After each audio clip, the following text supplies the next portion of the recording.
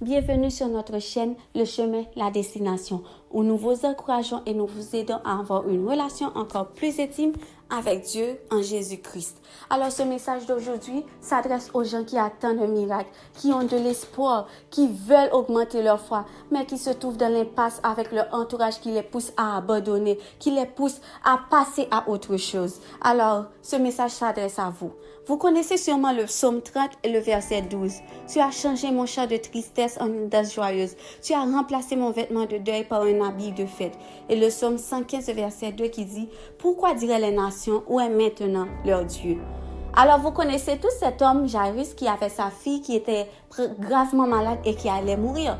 Il cherchait désespérément Jésus pour que Jésus puisse guérir sa fille.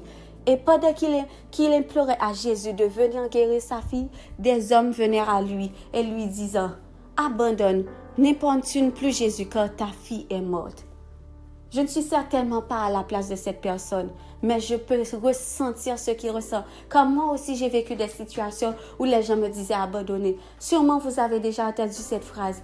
Ce que tu vis là maintenant, c'est toi qui l'as cherché. C'était ta décision. C'était ton erreur. Alors pourquoi tu demandes à Dieu de l'aide maintenant? Pourquoi tu cherches que Dieu t'enlève de cette situation? C'est toi qui l'as cherché. C'est toi qui l'as laissé passer. Et maintenant tu veux que Dieu te secoue? Laisse tomber. Laisse tomber. Arrête d'ennuyer Dieu.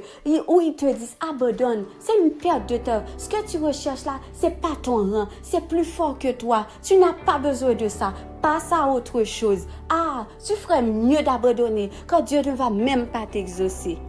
Ah, vous avez sûrement entendu ces phrases, comme si c'était aux gens, c'était à eux de dire le dernier mot. Pourtant, à ce que je sache, c'est Dieu qui a toujours le dernier mot de chaque situation. Et Dieu transforme chaque tristesse en joie, chaque tristesse en chant de louange, chaque tristesse en chant d'allégresse.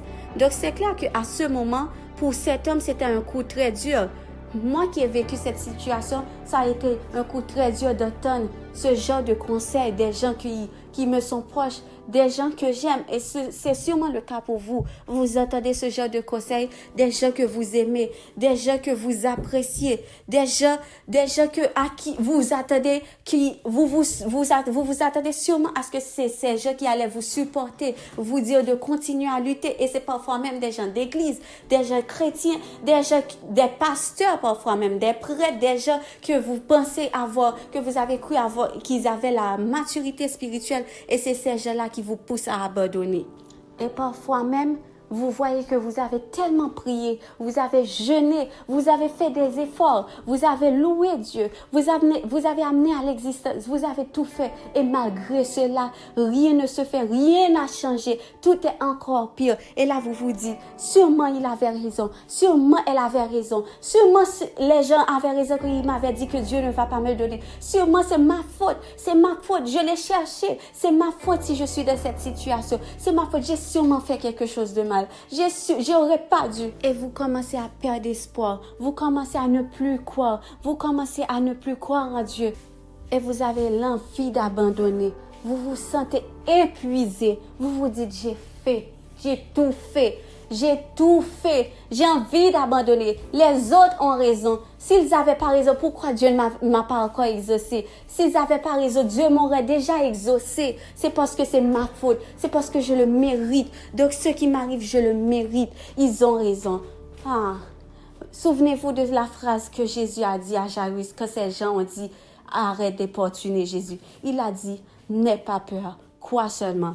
Alors c'est cette même phrase que je veux vous répéter. N'ayez pas peur, croyez seulement. Toi qui es dans cette situation, n'aie pas peur, crois seulement. Quand les autres n'ont pas le dernier mot sur ta vie, les autres n'ont pas la victoire. C'est Dieu qui a le dernier mot. C'est Dieu qui donne la victoire. C'est Dieu qui change tout ce qui est mal en bien.